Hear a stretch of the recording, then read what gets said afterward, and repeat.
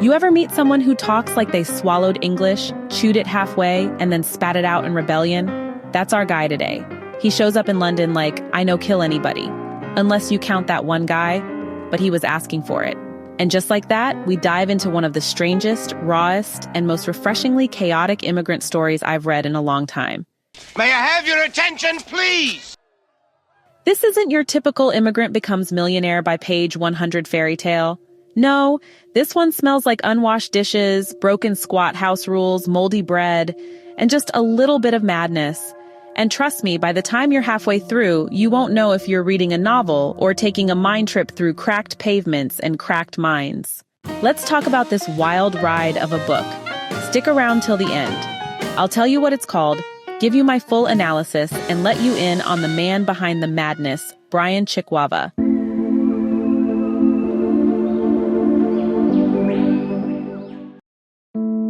Meet our narrator. Nameless, faceless, just vibes. Fresh off a plane from Zimbabwe, he lands in London, or as he calls it, Harare North.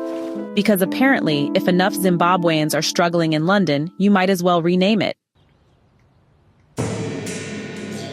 But this man isn't your average immigrant. He's not fleeing persecution as he claims. Nope.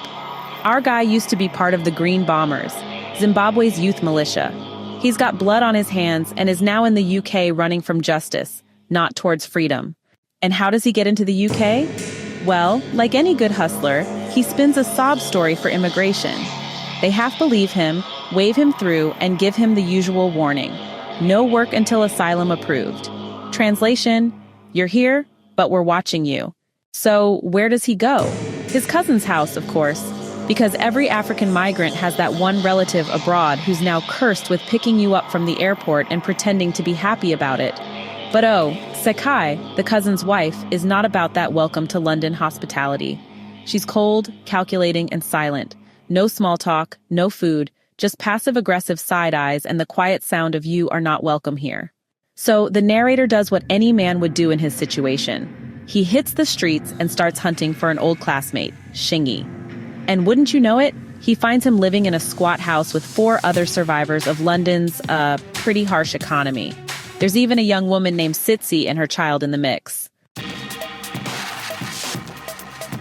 This squat house, let me tell you, it runs like a military camp. 5 rules, no nonsense. 1, don't eat what you didn't buy. 2, see rule number 1. 3, don't eat what isn't yours. Again. 4, if you don't work, you don't eat. And 5, wash your damn plate. Welcome to London. Now the narrator's got himself a goal. Not dreams, just, cold, hard math. He needs $5,000, $4,000 to bribe his way out of a murder charge back home, and $1,000 to pay the uncle who bought his ticket. Then it's back to Zimbabwe like nothing ever happened. Easy, right? Yeah, wrong.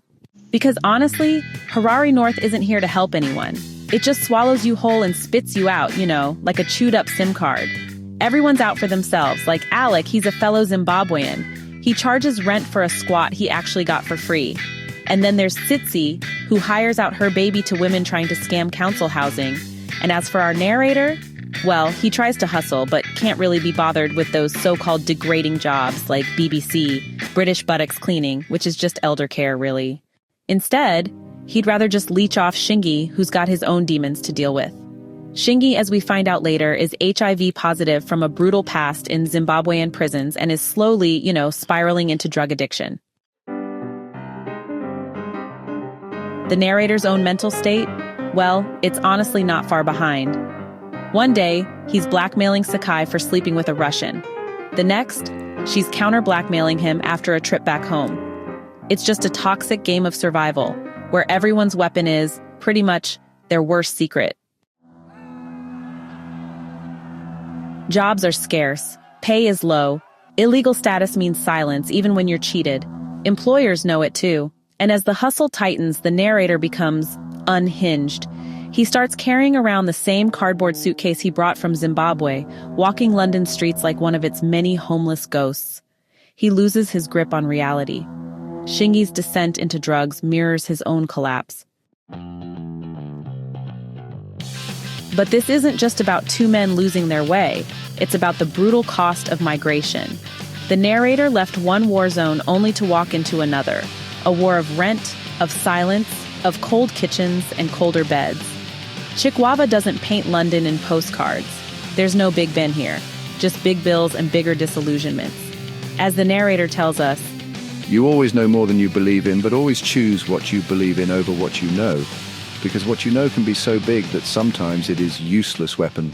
Deep, messy, true. So what's the name of this gritty, mind-bending, utterly original story? It's Harare North by Brian Chikwava. Let's start with the language. It's written in first person, but not just any first person.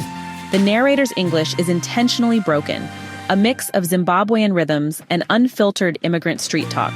Chikwava doesn't just tell the story, he throws you into the mouth of it and says, chew. This is bold. It gets uncomfortable. But it also becomes one of the most authentic immigrant voices I've ever encountered.